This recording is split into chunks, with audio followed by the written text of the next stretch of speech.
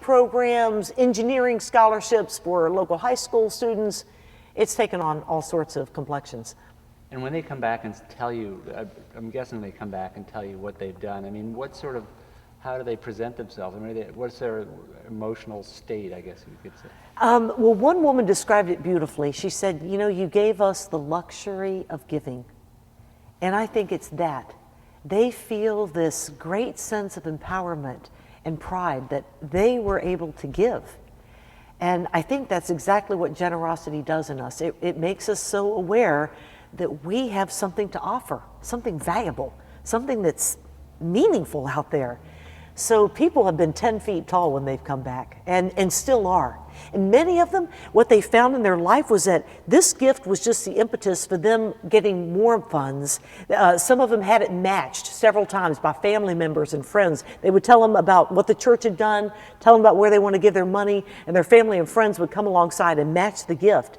So we have instances where $500 became $4,000 because of all the cool matches that were going on. And all the research says that giving gives you a greater sense of well-being and a lasting sense of well-being. I mean, is that something you've experienced, kind of witnessing the act of giving from all these congregants? Again and again, that's what we've seen up close. That when people feel that there's space in their life to give, that means that something in them is being enlarged. And that place of fear, that place that makes you think, I don't have enough, I'll never have enough, I've got to keep on to this, I don't know what the future's going to bring, I've got to hold tight. That muscle starts to loosen up a little bit. And you start to really realize that this truth of the gospel, it's in giving that we receive. That there is a economy that's going on in the world that allows us to be just recipients of grace and then extenders of grace. And it happens financially, it happens in goodwill, it happens in love, it happens in all these wonderful, the things we want the most, right? Right. And I mean, the church sort of, you could look at it just financially, there's scarcity, and, the congregation here, I'm sure it's sort of a mixed bag in terms of their personal income or whatever. But so you're saying, even if you may have this sense of scarcity, you should give. Oh, not should. I mean, you have the privilege of giving. And that's what some of the folks who'd never felt like they had enough to give in the past, I think that was the biggest aha moment for them. They realized, this made it very tangible, you have $500 to give, and in giving away that $500, they realized, oh my word, I have so much more than this. I have so much more that I can give. Yeah. Wonderful.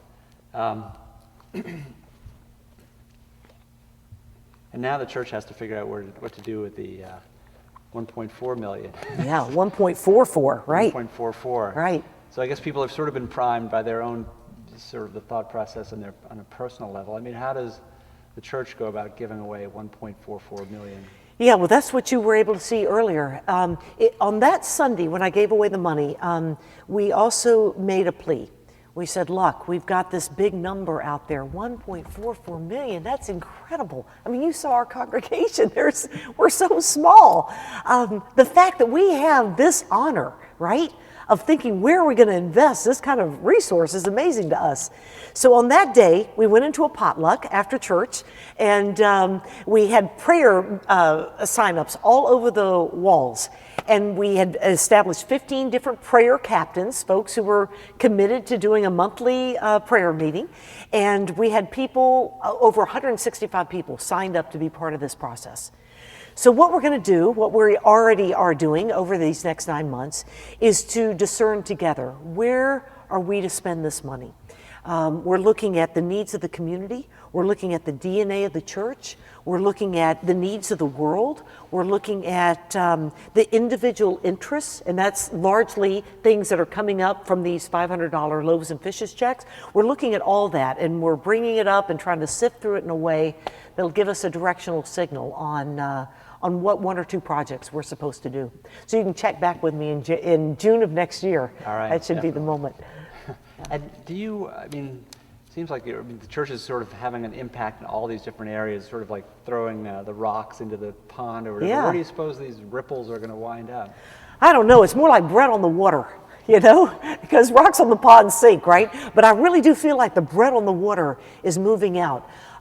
We're trying to just get the stories right now. We're trying to get the stories, get the names, and hopefully over the next several months,